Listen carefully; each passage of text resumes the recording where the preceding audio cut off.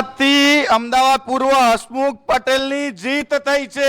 સૌથી મોટા સમાચાર અમદાવાદથી ભારતીય જનતા પાર્ટીએ હસમુખભાઈ પટેલે ખાતું ખોલ્યું છે। શું કહેશો પહેલા આપ?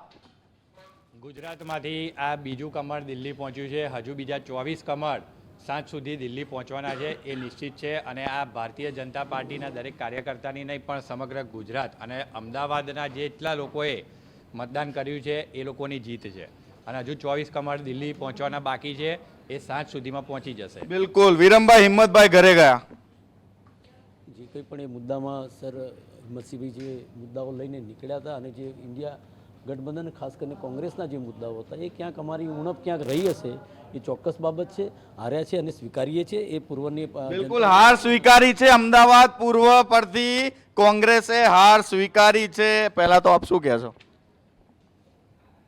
હાર સ્વીકારી વિરમભાઈ એ કલાક રહીને કલાક પછી સ્વીકારવાના હતા, એ અત્યારે સ્વીકારી। હજુ બીજી 2 બેઠકોના હમણાં 15 મિનિટમાં બીજા 2 બેઠકોના પણ પરિણામ આવી જશે।